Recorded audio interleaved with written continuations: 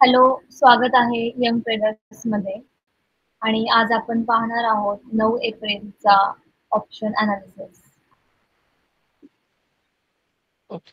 So आपण काल ज्या लेव्हल्स बघितलेल्या ना, काल काय आपण म्हटलेलं सगळ्यात लाईकली सिनेरिओ काय होता? मार्केट आहे तिथे ओपन होईल की थोडं वरती ओपन होईल, 500 क्रॉस करायला ट्राय करेल आणि मग परत खाली येईल. तर पहिल्या फर्स्ट हाफ मध्ये ऑलमोस्ट एक्झॅक्टली तेच झालं. मार्केटने काय केलं, वरती ओपन झालं, क्रॉस करायला ट्राय केलं, 500-550 फेल झालं आणि खाली आलं. राईट, खाली त्याने कालच्या हायच्या इथे सपोर्ट घेतलाय, सेम जे आपल्या लेवल्स होत्या तिथेच, आणि मग तिथनं त्यांनी बाउन्स बॅक केलंय चांगलं आणि वरती केलं. आत्ता तरी त्यांनी रेसिस्टन्स 22,700 घेतलाय आणि मग फ्लॅट राहिलंय 22,550-700च्या मध्ये, 500 आणि 700च्या मध्ये ऍक्च्युली. सिमिलरली आपल्याला ओआय ला दिसतंय की 22,500ला खूप स्ट्रॉंग सपोर्ट तयार झालाय. 90,000 ओआय चेंज पण खूप चांगला आहे तिथे. पण रेसिस्टन्सच्या साईडला आपण बघितलं, बेसिकली कॉल शॉर्ट्स आपण बघितले कुठे आहेत, तर ऍब्सल्यूट ओआय मध्ये जरी ते दिसत असतील तरी चेंज कोणाच्या तेवढा चांगला नाही. आपण हे बघतोय कम्पेअर करून बघतो, 22,600ला 16,000 कॉलचा आहे पण 21 पुटचा आहे. इथे -27 आहे, 2,000 आहे. बेसिकली कॉल्स थोडेसे जास्त आहेत असं आपण म्हणू शकतो, पण तेवढे पण जास्त नाही आहेत. पहिल्यांदा स्ट्रॉंग, बऱ्यापैकी स्ट्रॉंग रेजिस्टन्स आपल्याला दिसते 22,800ला. सो उद्या काय होईल आय डोंट नो, पण मोस्ट लाईकली सिनेरियोज असे आहेत की मार्केट जिथे आहे तिथेच ओपन करेल. 22,800 हा रेजिस्टन्स असेल, 22,500 हा सपोर्ट असेल. उलट झालं, 22,800च्या वरती ओपन झालं मार्केट, समजा मार्केट इकडे ओपन झालं तर त्याला खाली यायला बघेल, आणि समजा खाली ओपन झालं तर वरती यायला ट्राय करेल. हे अझम्पशन ह्याच्यात असे की ट्रम्पने अजून काही करू नये उद्यापर्यंत.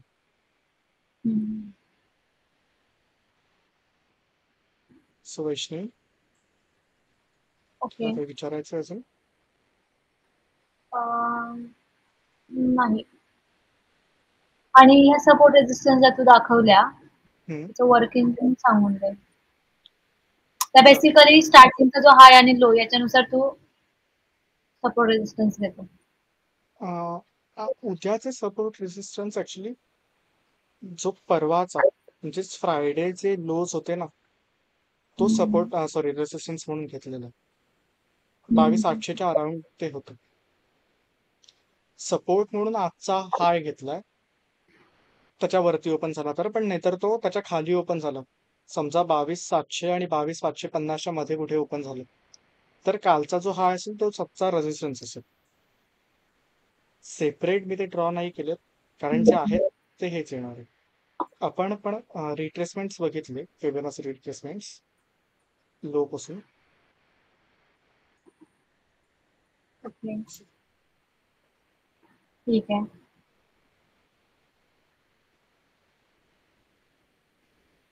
तर आपल्याला कळेल की रिट्रेसमेंट होण्याची पॉसिबिलिटी कुठून आहे. आत्ता ते त्याच एरियात 530च्या अराउंड. खाली ओपन झालं तर 435 आणि 360च्या अराउंड रिट्रेसमेंट आपल्याला मिळू शकतात वरच्या साईडला. बेसिकली हे. ओके, आता ह्याच्यात राईट. असम्पशन असं आहे की उद्या सकाळी सकाळी ओआय काय होतो तो बघायला लागेल. समजा आपल्याला कळलं की कॉल शॉट खूप वाढलेत तर मग डाऊन साईडचा असेल. सो आपण तो सिनेरिओ बघू की समजा मार्केट डाऊन साईड झालं ओपन, सेम जागी ओपन होऊन खाली जाणार असेल, मार्केटमध्ये रेजिस्टन्स जास्त असेल तर काय होईल. ऑब्व्हियसली पहिला सपोर्ट 500चा आहे जो इथे त्यांनी घेतला, जसे 480-500च्या अराउंड. हाच पहिला सपोर्ट म्हणून परत ट्रॅक करेल. सेकंड, तो सपोर्ट ब्रेक झाला तर जे कालचे फिबोनाचीचे आपण बघितलेले सेम परत, म्हणजेच काय 360 आणि 280च्या अराउंड. ओके. आज पाहिजे ट्रेडिंग करणं बऱ्यापैकी सोपं होतं मार्केटमध्ये, कारण खूप बरोबर. चांगला ओआय फॉलो होत होता. आणि ज्याला फिबोनाची कळेल तो खूप इझी ट्रेड करू शकतो. फिबोनाची दररोज वर्क होतातच असं नाही, पण एवढ्या ट्रेंडिंग डेजला नक्की वर्क होतात. आणि सेकंड तुझं म्हणणं इम्पॉर्टंट जर रेंज बाउंड मार्केट असेल तर फिबो तेवढा वर्क करत नाही पाहिजे तसा. इतका चांगला नाही. सेकंड, आज फिक्सची व्हॅल्यू कमी झाली, थोडक्यात आज इम्प्लाइड व्हॉलॅटिलिटी कमी झाली कम्पेअर्ड टू काल, आणि आज कमी ओपन खूप खाली चालली, मग ती वाढलेली आणि आता परत कमी झाली. असम्पशन उद्या पण मार्केट वरती गेलं असंच आजच्यासारखं, तर ती अजून कमी होईल. दुसरा अर्थ ह्याचा की जे ऑप्शन्स आहेत ते विकत घेणं स्वस्त पडेल. आणि आज ग्लोबल मार्केट्सच पॉझिटिव्ह होते सगळी, त्याचा इफेक्ट आहे. कालचं करेक्शन पण आहे थोडंफार. एवढा मोठाचा स्विंग बघायला मिळाला ना आपल्याला, तो मोस्टली सेन्सेक्सच्या एक्सपायरी म्हणून. आज सेन्सेक्सची एक्सपायरी होती, सो काल आय थिंक आपण म्हटलं की उद्या इंटरेस्टिंग गोष्टी होऊ शकतात, तर ह्या ते इंटरेस्टिंग गोष्टी की फर्स्ट हाफ फुल डाऊन ट्रेंड, सेकंड हाफ पण नाही म्हणता येणार ऍक्च्युली, तो अप ट्रेंडला गेला आणि मग थोडंसं रेंज बाउंड ठेवला. पण ह्याला मी तर रेंज बाउंड नाही म्हणणार, ह्याला फक्त ह्याला मी रेंज बाउंड म्हणून थोड्याशा एरियाला, त्याच्यानंतर परत अप्स अँड डाऊन सुरू आहेत. खूप ट्रेड करायला चांगलं मार्केट होतं. फर्स्ट हाफ तर खूपच इझी होता ट्रेडिंगसाठी.